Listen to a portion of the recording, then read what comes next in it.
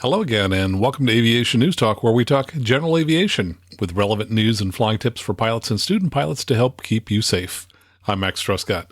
Today we'll talk in detail with Rob Mark, senior editor of Flying Magazine, about how to minimize risks when taking off. And stick around to the end when we'll go through Rob's full list of tips for avoiding takeoff emergencies. Last week in episode 191, we talked about 30 ways to save money on flight training, and we talked with Kevin Myers of Pilot Edge about SimVenture 2021. So if you didn't hear that episode, you may want to check it out. And here's some really big news I want to share with you. Thanks for helping to make Aviation News Talk the #1 aviation podcast in the United States. And not just for the day or for the week, but for all time in the U.S., according to Apple Podcast. They maintain two charts, one for current performance and another that ranks performance for all time. And of course, podcasts that have been around for a dozen years have a big advantage on the all-time chart. Our show's been around for just 4 years, and we've slowly worked our way up the all-time chart. And now Aviation News Talk is #1 on that chart for all time. And that's because of you. So thanks so much for listening. And to keep us on the top, please do one of these things. If you haven't done so already, click on that subscribe button or follow button in whatever app that you're hearing me on. Then after you're done with that, click the share button, which is those 3 dots if you're using the Apple Podcast app, and share the show with a friend. Or in whatever app you're listening to, leave a 5-star review and I'll read some of your reviews on a future show. Thanks so much for your support. And now let me tell you a little bit about Rob Mark. Rob is the senior editor at Flying Magazine, and he also publishes the Jetwine blog at jetwine.com. He's worked in the past as an air traffic controller and as an airline, corporate pilot, and CFI. And now here's our conversation with Rob Mark. Rob, great to see you again. Welcome back to the show. Well, hey, listen, thank you so much for inviting me again, Max. Well, part of the reason I invite you is you do a lot of great content. And just a day or two ago, lo and behold, I was checking out the flyingmag.com website, and I found this great article, Minimizing Takeoff Risk. I read through it, and I thought, man, this is just great stuff. So I wanted to talk with you about it, and first of all, compliment you, because I think you really did a great job. Clearly, a lot of research went into it. Well, thank you very much. In fact, I did spend quite a bit of research on it, and the hard part was what to include and what to leave out. That's always the big problem. But hopefully I still managed to turn it into a good story. And I'm laughing because I think that's the challenge in creating just about anything, whether it's podcast or writing an article, is kind of figuring out what goes in and what goes out. So, did I give away the secret sauce? That's it. Now anybody can do it. Now, let me ask you, in the very beginning, you commented that part of the problem is that people tend to think of takeoffs as being easy. Tell me your thoughts on that, because I've got some as well. Well, I think when I got the assignment, they said takeoffs. And I thought, well, what in the world am I going to talk about? So I happen to remember the days when I was learning to fly down at the University of Illinois in Champaign, Illinois. And we had these old bag of rags champs that we used. And if you got the thing in the air, you were successful. And that was all you had to think about. Nobody ever said, hey, by the way, if the engine quits, land straight ahead, or there are fields everywhere, just don't let the thing nose over if you can. Make sure your seatbelt is always tight. And of course, we didn't even have anything except lap belts then. But I thought, wow, how time has really changed. But until recently, I don't know that our training has changed much at all. And there's just so much more that we know and so much more we need to impart to students before they go blasting off into the sky. Yes, I totally agree. My very first flight lesson, which was in a Cessna 150 back when I was a teenager, we sat in the airplane for a few minutes. It was not a long time. Started the airplane, and moments later, the instructor said, okay, now you take off. And I was just horrified. I said, I can't do that. I kind of felt like, hey, this is crazy. I know nothing about taking off, and he's telling me to take off. And so I think his feeling was that, hey, this is simple. Anybody can do it. And I think that's what pilots probably tend to think. Over the years, I certainly have changed my routine for takeoffs considerably, and I do a lot prior to takeoff that I never did in the early days as a private pilot. You said that one of the tough questions that pilots and flight instructors ought to be thinking about before they take off is what if? What did you mean by that? Well, I think what I meant was that you should be running. I mean, we really like to focus these days on scenario-based training, which really is just an anecdote that says, this situation just occurred to you. What are you going to do now? And I think we don't do enough of that when it comes to takeoff. What I remember, even on recent check rides, type rides, I mean, they would pull an engine back or fail something during the roll, and it was easy. You just hauled the other throttle back and got on the brakes to stop the airplane. In a little airplane, we say, okay, if something happens during the takeoff roll, stop the airplane. It's just not that hard. And you go, okay. And if the problem occurs after you take off, try to land straight ahead. Don't try to turn around. But there's that area between we just broke ground and about, say, 1,000 feet where we don't have a whole lot of real clear instructions about what pilots should do. And what I'm telling them is that they need to figure out what they're going to do. If they can't figure it out on their own, find the instructor that you really trust and talk that situation over. I mean, myself, less than 1,000 feet, I would never try to turn around. And I'm not even sure that most times ever, except maybe when I was leaving Midway Airport, which is boxed in by the city, that I'd ever want to go back. But it's an emotional crutch. People think, well, if something happened, I'll be safe if I can just get back home. And most of the time, we have found out when problems occur during takeoff that pilots are not safer. In fact, they kill themselves because they lose control of the airplane in a steep turn when landing straight ahead. I think I even gave an example in there. I would rather have gone into onto a side street near Midway and at least been under control than I would having tried to turn back around to what my brain thought was safer, but really wasn't.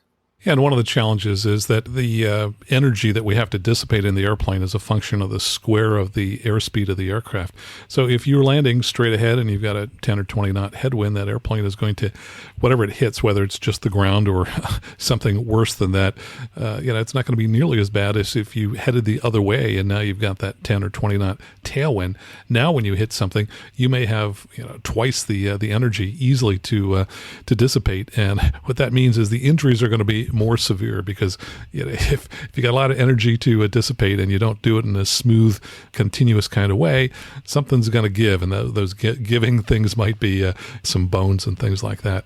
And sometimes there are just commonsensical issues that a pilot would be able to figure out with a little pre-flight planning or pre-takeoff planning. I saw the accident report on a Bonanza recently that took off at down in Florida on an airport that had a set of parallel runways. He took off. They were both north-south runways. He took off on the west runway or the left runway, and when he tried to turn around because he suffered an engine failure after takeoff, he would have done so much better if, rather than trying to crank it around back to his original runway, he chose to land on the parallel. He could have probably made it easily with no more than a 30-degree bank and just made a long descending turn and landed on what then would have been 1/8 left. But it didn't even occur to him. He just said, I got to get back to the runway that I took off on, which is it's just dumb. That's a great example. And I think that what you need to do at a particular airport varies so much by airport. A lot of the airports that I take off are short, single runway. In fact, they're so short that the odds of being able to get back to them in the kinds of aircraft that I fly, which are relatively fast, are zero until you get fairly high up. But beyond that, we also have the surroundings of each of the airports to consider. So years ago, when I started teaching, I taught at the San Jose Reed Hillview Airport, which is in a neighborhood completely surrounded by a residential area and a number of schools. And there literally is just about no place to touch down because even most of the streets are pretty narrow, lots of cars parked on them and so on. But there are, if you turn maybe 10, 15 degrees to the right, 3 different schoolyards. If you turn maybe 20 degrees to the left, there are 2 different schoolyards. And since I turned to the right most of the time, I actually drove over and I walked 2 of those 3 schoolyards because I wanted to see, hey, these are small little postage stamps, and to maximize the rollout length, I needed to go diagonally across them, and I needed to know, hey, which objects on that field could I knock over if the airplane kind of went into them, and which items would bring the airplane to a screeching halt just because they're so well anchored into the ground. We also had high tension wires immediately to the right of some of those little postage stamp schoolyards. But at least by having walked those ahead of time, now I had a plan. I've also done essentially the same thing at my current airport, Palo Alto. And from 0 to 500 feet, literally, there are 1, 2, 3, 4 different areas, depending on the height that I'm at, that I'm going to go for. And so every 100, 125 feet, my destination changes if the engine were to quit. And if you've really looked at your home airport or whatever airport you fly out a lot, you can do just the same thing. You got to figure out ahead of time where your best options are. But at least, again, that's a really good example, because at least when you're taking off, you already know what you're not going to do. No matter what happens, we're not turning around. I mean, I can tell you that right now, that option is off the table. And if you don't think about that beforehand, the worst place in the world to try to decide is if the engine coughs at 400 or 500 feet in the air and you're in an airplane that you really don't understand the glide characteristics of that well, you're going to kill yourself. Yeah, we had that happen at Livermore Airport, maybe 6, 7 years ago. Aircraft took off, the engine quit at around 200 to 300 feet. Gentleman decided to turn back toward the runway, and unfortunately, the aircraft crashed and burned just short of the threshold. And the tragic thing about it was he was surrounded by golf courses and fields on all sides. You could not have asked for a better place to land straight ahead. And yet the runway seems to have a siren call that is calling the pilots back. And you just, if you haven't thought about this ahead of time, and if you haven't committed to yourself ahead of time as to what your plan will be, it's very easy to succumb to what we do 99.9% of the time, which is when we're in trouble, we head for that piece of pavement. Well, and I think it's another thought is it's very much like the early days of flying on instruments, that you have to fight the sense that your brain tries to dump on you that you're turning left or you're diving or you're climbing, and the instruments say, no, you're really in perfectly level flight, but your inner ear is giving you a conflicting message. You have to learn to beat that, or you'll never be a successful instrument pilot. And of course, what I'm saying in that article is, I wish I'd said that in that article. It's a good one. But anyway, but the point is if you're not thinking ahead like that this thing could try to trick me, if I don't have, again, whatever the altitude is you set for yourself, because you know the glide characteristics. If I'm below 1,000 feet, I'm going straight ahead. I don't care what I may have to go around some trees or miss a car or whatever, but I am not turning around.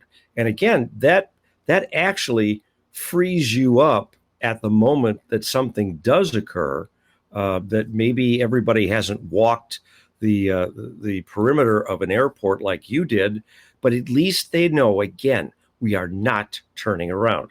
And to this day, FAA still says, although I don't always agree with them on everything, the best chance, really, folks, just land straight ahead. Really, because there are so many accidents with people who think they can handle it and they can't. Now, one of the things you had in the article that intrigued me was that according to the NTSB, approximately 26% of fatalities occurred during takeoff. Now, that's a lot. A quarter of all the deaths are happening on takeoff. What do you make of that? Well, I think that is probably because once the airplane is out of control and those things roll upside down, they're almost always fatal. I mean, you may get banged up if you put a beach bonanza down on a golf course, quarter mile or a half mile off the departure end of the runway, and just as the gear was coming up or something like that. But you're probably, if you're under control and you slide in, you're probably not going to it's not going to be fatal. But again, once an airplane rolls on its back upside down, those accidents are always fatal. Well, you also include some data from the Null report, which of course is produced by AOPA's Air Safety Institute every year or so. 30th annual report is the one you quoted. Of takeoff accidents, 4 were loss of control, 14 were stall, that's a huge number, and 3 were configuration, such as flaps improperly set. Well, and let's look at the speeds that we take off at.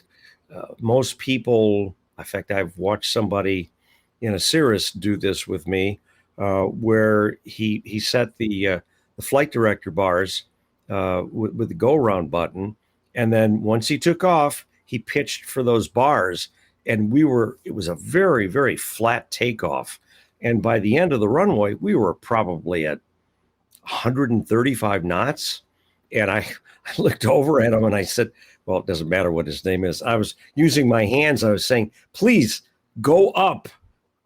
I mean, I don't want to be doing 135 or 140 knots, 200 feet off the ground. Beside the fact, it's really noisy for the homes that we passed over. But if the engine quits, you have almost no options. And he said, well, that's what my instructor taught me to do. Well, guess what? He was wrong. But that kind of mindset comes from people flying jets, where we often, hit the go around button, but the airplane still pitches up to maybe 8, 9, 10 degrees, but none of this practically flat takeoff kind of thing. And so that's really, really dangerous. And again, pilots say, well, this is what I was taught. Okay, but does it make any sense if I ask you a couple of questions? Well, actually, no, I never thought about that. Well, and I'm not beating the pilots up about that if they don't have a lot of experience, because they just don't have the education to be thinking about other situations. They're back kind of where I was. Wow, I got the thing in the air and we're climbing away. This is great. But I'm sorry, I got a little off target there, but think about the speed if you climb it at best angle. I mean, you're pretty slow. And if you're at 300-400 feet in the air and you lose the engine, you say, oh, I'm going back. I mean, you're already at such a tight margin between your speed, your indicated airspeed, and the stall speed. And then, of course, as you crank it around into a turn, stall speed just goes, and the airplane falls out of the sky. And people say, wow, why did that happen? It's physics. Yeah, for the flight directors, for every G1000 or perspective that I've seen in a piston aircraft, if you hit the takeoff button, it sets it for 7 degrees of pitch. And certainly for an SR20, for example, I would say you're generally going to be closer to 10 degrees of pitch. 7 degrees might be great for an SR20, but I was going to say even for a 172, I think that you'd probably be closer to about 10 degrees. So the flight director does give you a nice, safe attitude for climb out. But it may not get you as high as quickly as you'd like. And frankly, my imperative when I'm taking off is I want to be high now.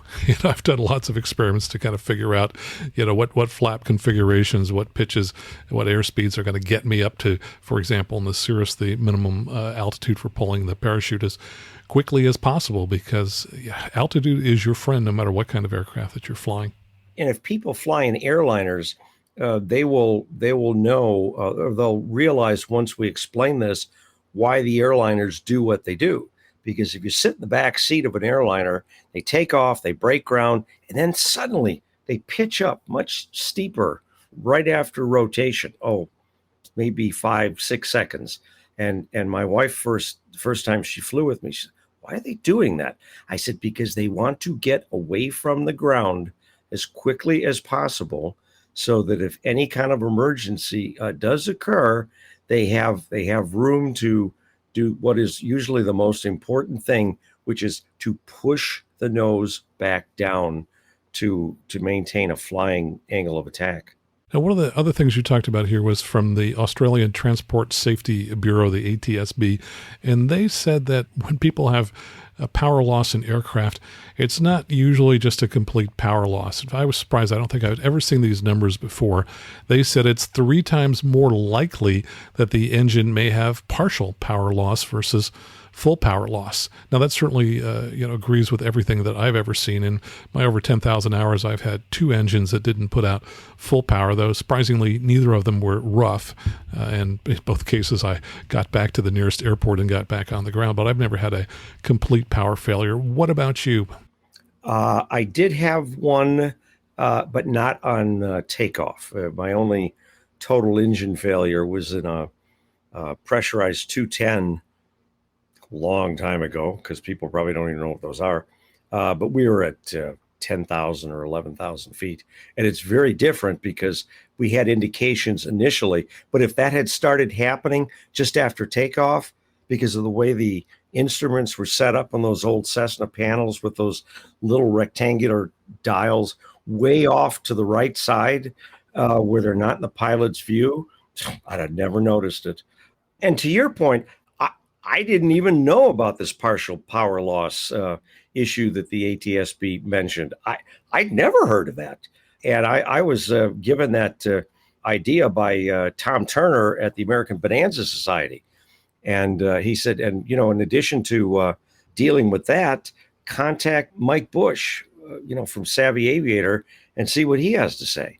And so that's where I came up with his quotes. And of course, that's what we often do when we're telling these stories, is somebody says, "Oh, you know who you've got to talk to?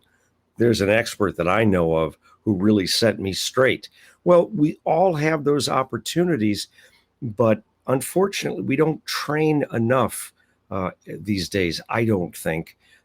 Pilots are only required to get 3 takeoffs and landings every 90 days to be legal, and a refresher, a minimum of every 2 years. You can get plenty rusty in between those days. Yes, and your quote from Mike Bush was, "It's a lot more common to lose power in one cylinder than to lose all engine power," which I guess is good, because if you have some power, then that increases the odds of your being able to handle the emergency. I'll tell you, the thing that bothers me is I've seen people who I've talked with them after the fact where they had some type of engine anomaly and they didn't treat it as an emergency to get on the ground immediately. Somehow I think they kind of felt like, well, it's reduced power, but if it stays the way it is, I'll be able to get back to my home airport, as opposed to the nearest airport, which might be right below you. And in many of these cases, that didn't work out. So one thing I hope people will take away from this conversation is, if you have any negative signs from the engine, get it on the ground immediately. Don't just rely on hope, which is, well, if it doesn't get any worse, this will be okay, because it probably will get worse. And that's, again, probably because, well, my flight instructor never mentioned that. There are thousands of things your instructor never told you, because they are trying to train you, unfortunately, to a set of minimum standards that means you're safe enough to go take a check ride. And that's where the famous, "It's just a license to learn," my friend. But again, it's so important to realize that there are many other aspects of flying that you may not even be aware of. I mean, when I got a multi-engine rating, we did practice with one out. We actually feathered. I did it in a 310, which is a pretty slick airplane for a multi. And I felt I was so far behind. I'm not even sure I was ahead of the airplane the day I took the check ride, but I got through. But what interesting point the examiner made on the ground was that just keep in mind that we practice what happens when an engine fails, even en route. But always remember that whatever killed the left one might just plan on taking the right one with it in a very few minutes. Maybe it's fuel, who knows what. And I thought, oh, we didn't train for two engine out failures. And he said, yeah, now you're a glider. And I went, oh yeah. I mean, but it's just those kinds of discussions that you talk about here all the time. The practical knowledge is what's going to keep somebody safe, not just the book knowledge. It's nice, but again, it doesn't have time to go through all the subtleties of what's practical and what's safe. Yeah, you really have to give a lot of this stuff thought on the ground, because if you try and make a decision in the moment when some type of emergency occurs, you're probably not going to make the best possible decision. And, I've talked with a number of different people who handled emergencies and, asked them, for example, how did they manage to stay calm and, what did they do? And the answer always goes back to, I just followed my training. So if you've practiced these things and you've done the training, well, now there's not going to be panic. You're just going to do what you were taught to do. One of the things that's changed over the years, probably for you as well, has been the briefings that we give prior to takeoff. So we're certainly always supposed to brief our passengers. At a very minimum, we have to brief them on seatbelts and exits, because that's required by the FAA. But the pre-takeoff briefing is something that I never had in my training and didn't pick up until years later. And it's really a cornerstone of both the airline training. It's a cornerstone of, for example, the training for Cirrus instructors. Talk a little bit about takeoff briefings, and then I'll pull up the Cirrus briefing and we can talk about that.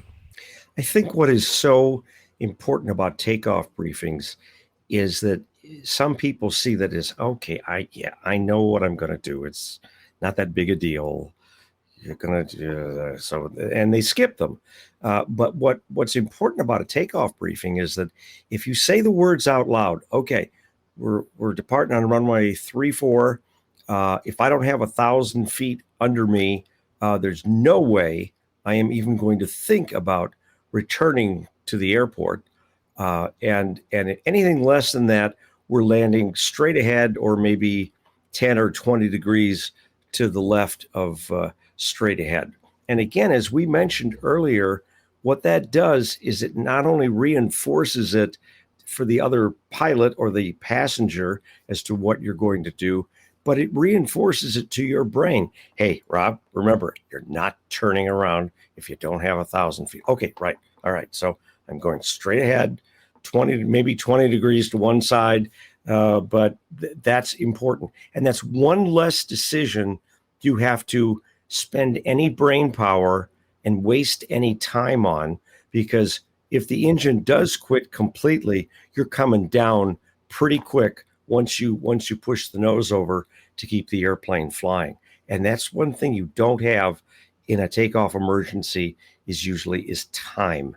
Yeah, I totally agree. I think it's very important for pilots to say these briefings aloud, even if they're the only one in the airplane, because I'm convinced that things that you say aloud are more likely to be things that you follow and do. If you just kind of think it in your head, I don't think you've got the same probability of executing it versus saying it aloud. So what does Cirrus tell you to do? It's been a while since I've flown one of those, but tell me what they tell me to plan on. Sure. So I've pulled up the IFOM, which is the new version of the Flight Operations Manual, which is available for download on iPhones and iPads under the books section. So if you go to the books app and search for IFOM, you can find it. It's not free, but if you're interested, anybody can download it. It says sample takeoff briefing. This will be a normal takeoff from runway 27. The takeoff distance is approximately 1,500 feet with 5,000 feet of runway available. After takeoff, initial departure is to the southwest, climbing to 6,500 feet. Prior to rotation, I will abort the takeoff for any abnormalities. If the engine fails after rotation, my CAPS strategy, CAPS of course is the parachute, is to land straight ahead prior to reaching 500 or 600 feet AGL, depending upon the aircraft that you're in. And then from 500 or 600 feet up to 2,000 feet, I will pull the CAPS parachute immediately. Above 2,000 feet, I will troubleshoot and consider using CAPS as required. And one thing I like about this, years ago in the takeoff briefings, I would tell people to say that if the engine fails while I'm on the runway, power to idle, brake, brake, brake. And now I tell them essentially, if anything is abnormal, power to idle, brake, brake, brake. And then the other thing which this briefing doesn't include, and which I think is really important, is to include that if the engine fails, the words push. And I would put that in big capital letters. Because when you are pitched up for climb, we just talked about being pitched up anywhere from 7 to 10 degrees versus where you need to be when you are descending. And I don't know what exactly that would be, but I'm guessing maybe -5 degrees, is certainly -2 degrees.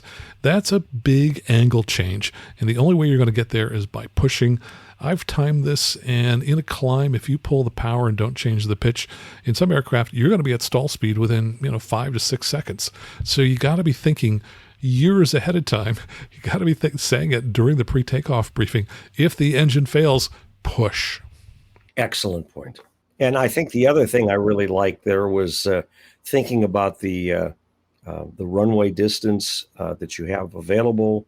I interviewed Tom Turner on that one again, and he said it's amazing to me how many pilots I fly with that I ask them before we take the runway, how much runway is this thing going to use for takeoff, considering the temperature, the humidity, all that, and how many pilots go not much, or we've got plenty of runway, but he's trying to get them to be specific, and they don't know because they've never looked.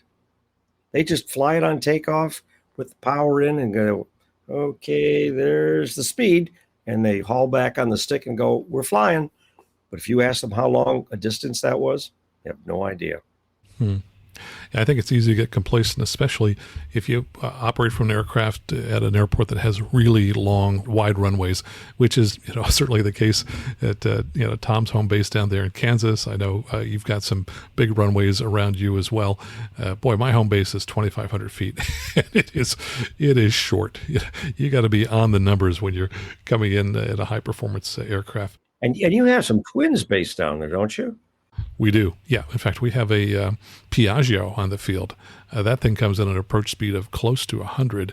And of course, both of those engines go into beta, into reverse. And we've got some King Airs based on the field that do the same thing as well, too. Wow. You mentioned in the article Advisory Circular 61-83J. And of course, I didn't say that from memory. I had to write it down. And this talks about flight instructor refresher courses. Now, they've got a recommendation in terms of turning around back to the field after an engine failure. What is that recommendation?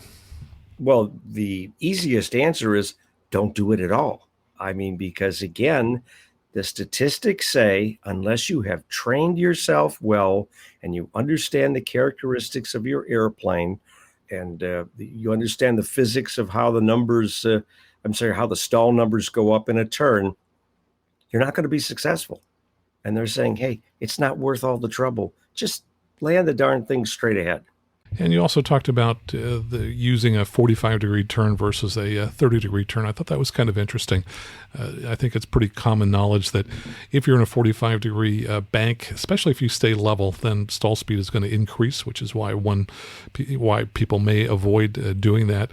On the other hand, if you stayed at a 30-degree bank, well, your turn radius now gets huge, and you may not be able to get back to the runway. But according to this, what you found out was that even if you're in a 45-degree bank and you're losing altitude faster, you're doing it for less time, and the total altitude loss was about the same as a 30-degree bank. Except that was in that one airplane that the fellow that developed that app, and I think I found that in a discussion up on the EAA website. But one thing to keep in mind is that you're not, we keep talking about this whole topic like it's the old impossible 180-degree turn. And you are not making a 180-degree turn. You are making at least a 180-degree turn just to get headed back to the airport. But then you've got to make it probably a a 90 or a 70-degree turn to head back to the center line, and then another turn to get lined up with the runway. So it's way more than just a 180, and every second that you're in the air, you're losing altitude. And if you don't know what your airplane does in some of these conditions, you better find out long before you ever need it. And there was one of the major organizations in general aviation put out a video just a few days ago that you and I have talked about briefly, in which they practiced doing 180 turns back to the airport from what they simulated as a 4,000-foot runway. And I think there was one thing that really surprised me. All the recommendations that I have ever seen for practicing this and trying this is that if you're going to simulate the 180-degree turn back, you should do it starting at a safe altitude, which means to me that you fly over the top of the airport. Maybe you start at 1,000 feet or 2,000 feet above the airport, and that becomes your hard deck. So if you start the maneuver at 1,000 feet, you consider that your artificial ground level. And so as you then practice executing this power off circle back, you know that you have reached the ground when you were at 1,000 feet, because that's what you started with as your hard deck. What I saw them doing was taking off from the runway to do this, which to me is not the safest way to do that. In fact, I know of an accident in Southern California in which an instructor and a student were killed in an airplane when they did exactly that. I did watch that video, and there was one segment, and it kind of frightened me, to tell you the truth, because I did not realize they were going to do it right off the runway. But again, I was always taught that if you're testing, that you come up with a hard floor, just like you did mentioned, and that's the best way to learn, because there's very low risk. Well, so there was one key thing that came out of it, which I took away, which I think is an important learning, which is that those aircraft that had higher best glide speeds were the ones that did not make it back to the runway, almost regardless of what altitude they started from. And that would be certainly the category of aircraft that I fly in. I spend most of my time these days in a Cirrus SR20, and depending upon the version of the aircraft, the best glide speed is in the 90s. The SR22, certainly the older ones, they're 87 and 88 knots. But I think that I've always been convinced that the SR20 in particular would not make it back to the runway. And this really verified that. If you've got a glide speed that's in the 90s or close to 100, boy, it's probably not going to work. That's true. And maybe if I'm worried about anything with all of this recent publicity, I mean, my story included, about even raising the topic about the impossible turn, that we might unfortunately convince more people that, hey, you know what, I'll bet you I can make that, and not doing the research in their particular machine to verify everything before they need it.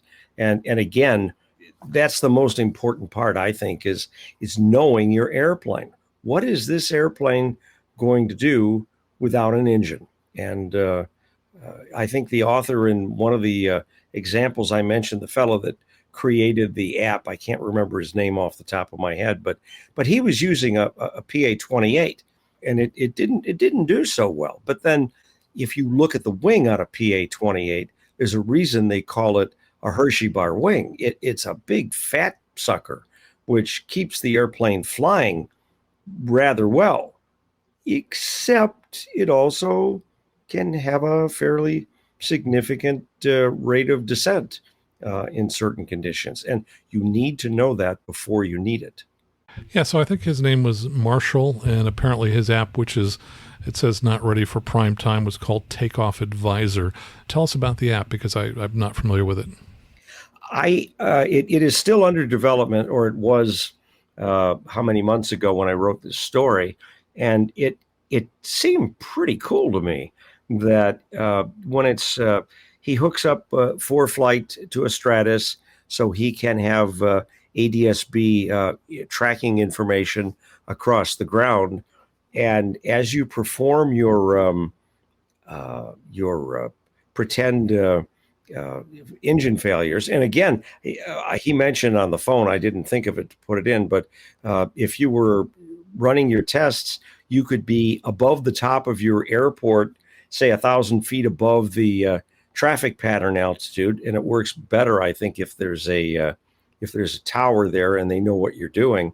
But you could pretend just go sailing down the runway center line at 2,500 or 3,500 feet and simulate that failure, and then the ADSB portion of this app will track where you ended up across the ground, so that even because again, if you're a couple thousand feet off the ground, you won't for certain notice the location of where you ended up.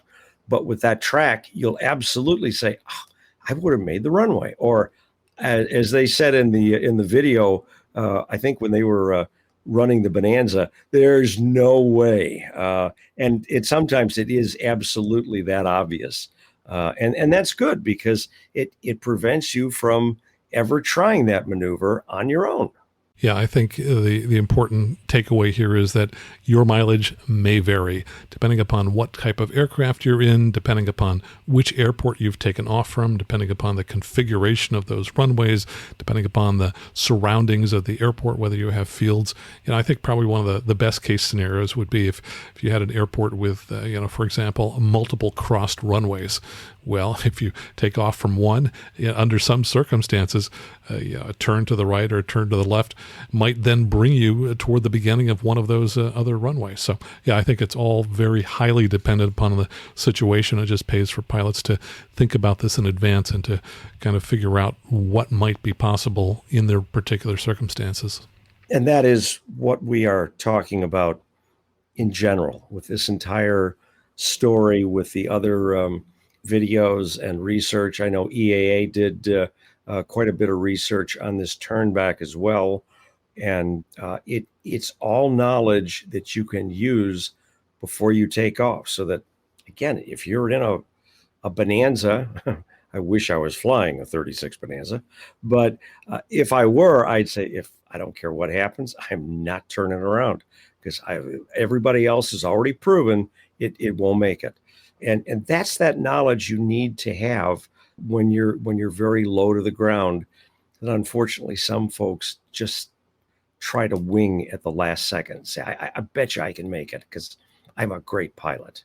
Well, another key takeaway, I think, is that pilots, once the engine is quit, they should basically try to save themselves and not save the airplane. I think a lot of people worry about, I have to get back to the runway so the airplane isn't scratched.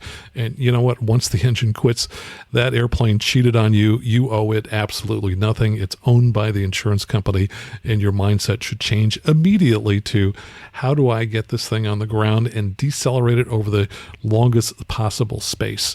And in the process of decelerating it, if you have a really confined area, you might actually find that it would be to your benefit to be creative in how you destroy the airplane during your very short rollout, which means if you had to put it down on a high school field, maybe you go between the goalposts, but you make sure that one wing hits a goalpost, which will then pivot you around and prevent you from hitting the edge of the stadium that's right behind the goalpost. Or if you've landed in the field and there's a tree or a couple trees, maybe you go between the trees and let the wings kind of come off as they get decelerated by the trees. Now, you wouldn't necessarily do that if you had lots and lots of field and room available, but if there's a brick wall immediately past those trees or those goalposts, that actually might make the most sense. And one other thing that isn't usually in an awful lot of checklists is that if we decide we have to go in right after takeoff, somebody ought to pop the door just before you hit, because I have seen situations where aircraft get down in some kind of decent shape, but then somehow the airframe is distorted in that energy release, and they can't get the door open. And now you're in real trouble, which is, of course, why Cirrus has that handy little hammer in the center console because it says you can use this to break the plexiglass and get out of the airplane. Yeah, we talked about an accident just last week in episode 191 in which a Piper Saratoga hit two deer. And when the airplane came to a stop, that door would no longer open, and the pilot and the passenger had to go through the rear exit, the baggage door, if you will, to get out of the airplane. So, sometimes the doors no longer work after an accident. Imagine in that situation if the airplane had been on fire.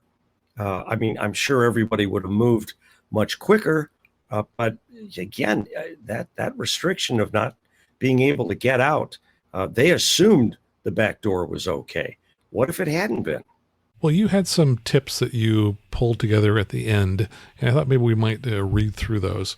Let me just go ahead and read a couple of them, and you might want to read a couple as well. It says, don't simply read the before takeoff checklist. Make sure you've accomplished the required task. Boy, that's true. I see a lot of people that fly through checklists and they miss items. Recheck that the tank chosen for takeoff contains sufficient fuel. Always a good one. Check that the backup fuel pump is on if the aircraft requires it for takeoff. Recheck that takeoff flaps are properly set. I like this one. How many inches of manifold pressure and or what RPM should the engine deliver during the takeoff roll? And to that, I would add, what is the normal fuel flow for your engine during takeoff? So, for example, this morning I flew a somewhat older SR20, and I know that airplane at sea level should be burning about 18 gallons per hour. So for my takeoff rolls these days, I'm always looking at the fuel flow because that's going to tell me instantly if things are in good shape.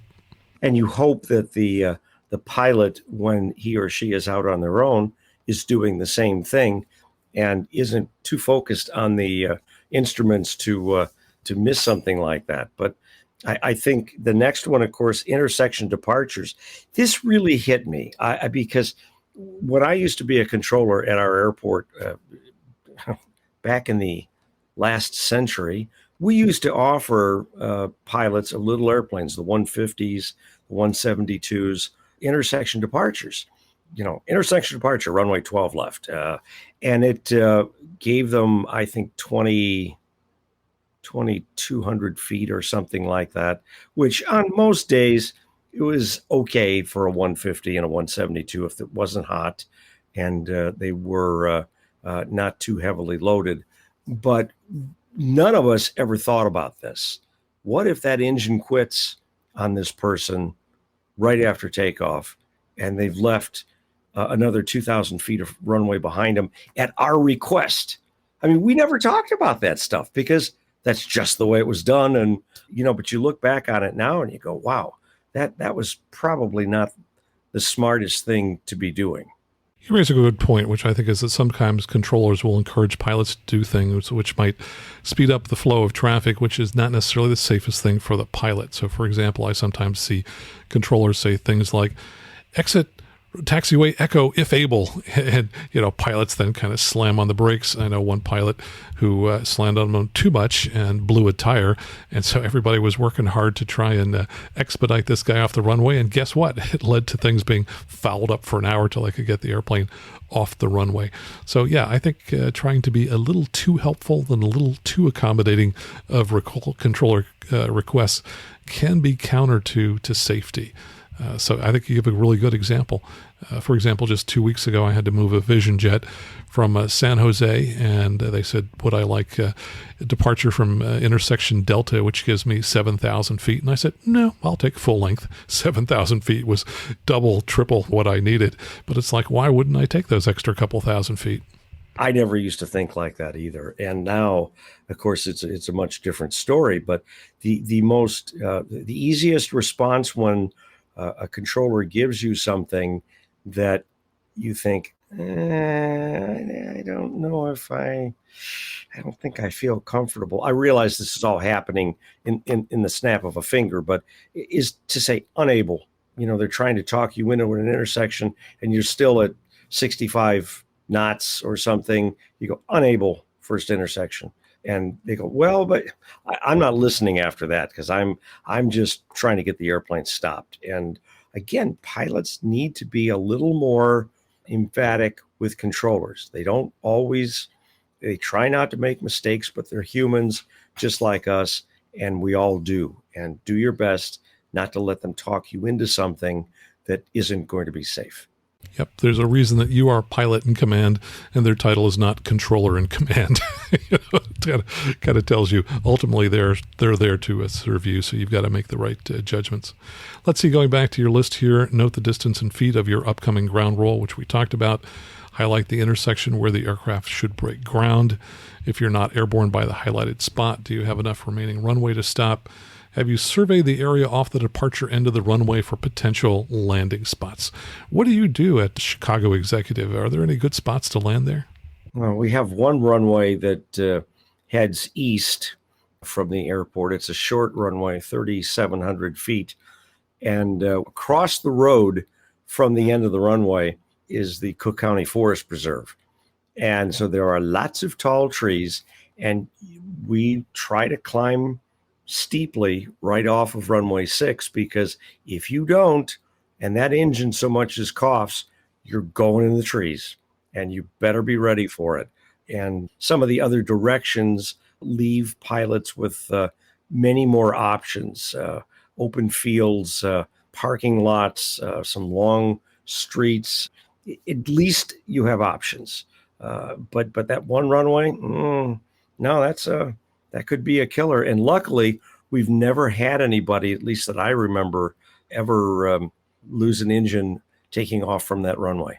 Well, I like that word, options. Pilots should always have lots of options and should always be picking the most conservative of the options. When you run out of options, or when you have zero margin, that's when you start to get into trouble.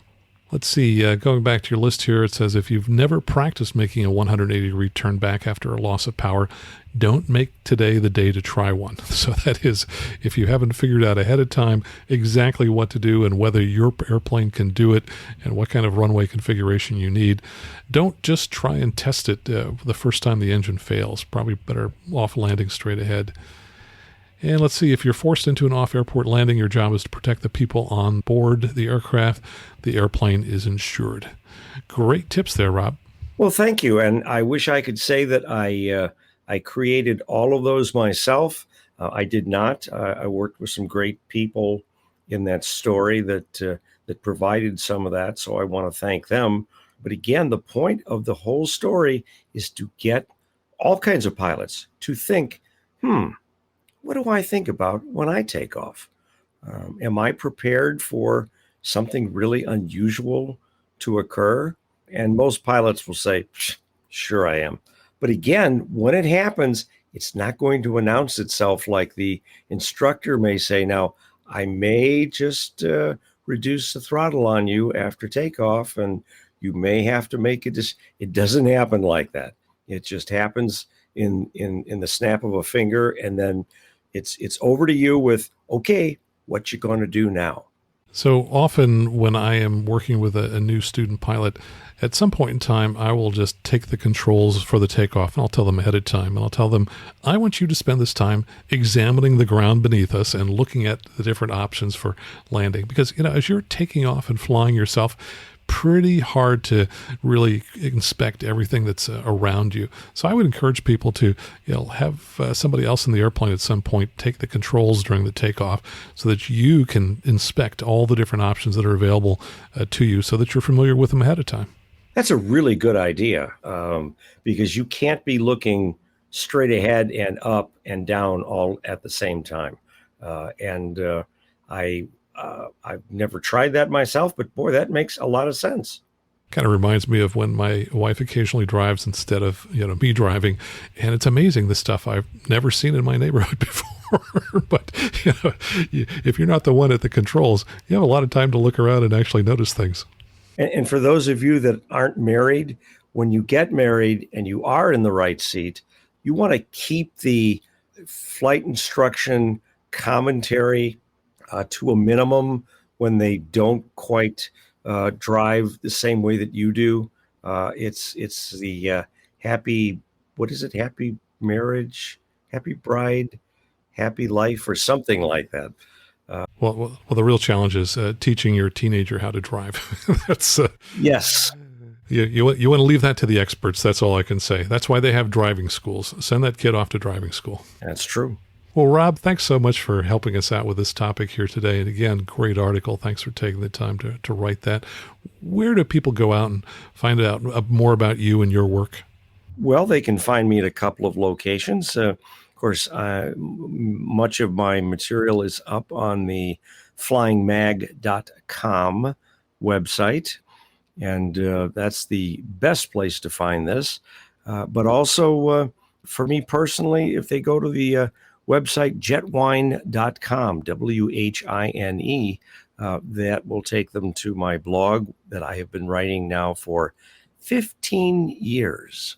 Jetwine is one of the first ones that was around, and I haven't been writing it continually for 15 years. I happen to have some good help. Scott Spangler, who was the one of the original editors at Flight Training Magazine, is my editor, and so we tend to come up with some good stuff, I think. Well, there's one other place people are going to hear you this summer at AirVenture. Tell them about where they can hear you on the radio. Well, that's true. I am hosting a daily radio show on EAA Radio every morning from 11 until noon. It's called Attitude Adjustment. And we will be running that Monday through Friday. So we have lots of great guests talking about all kinds of subjects, very much like this. Many celebrities show up, and all of this material is archived again on the EAA website. So for those of you that come by, please do give it a listen. Well, thanks so much for joining us here today. Hey, thank you so much for inviting me again, Max. And my thanks to Rob Mark. I've included links in the show notes to his jetwine.com blog and to Flying Magazine where he works. And if you've enjoyed this show, please take a moment right now, stop whatever you're doing, stop exercising, stop mowing the grass, pull over if you're driving, and find the share button in whatever app you're listening to us now, and share this episode with several friends who you think should also be listening to Aviation News Talk every week. Because if you're learning things from this show and becoming a safer pilot, why shouldn't your friends be listening too? And how else are they going to find out about the show unless you tell them about it? So stop what you're doing and take the 1 or 2 minutes it takes to find the share button and send this episode to a friend right now. Then later follow up with your friend to see if they have figured out how to listen to a podcast. And if they haven't, send them to the Apple Podcast app if they have an iPhone, or if they have an Android phone, send them to the Google Play Store where they can search for Aviation News Talk and download our free app just as they would any other app. It's an easy way to get the show for free each week. And in the time we've just talked about it, hey, you could have already shared the show with a friend. So pull over now and do it. Thank you so much for taking the time to do this one little thing, which will help me grow the show and help you help your friends. So until next time, fly safely, have fun, and keep the blue side up.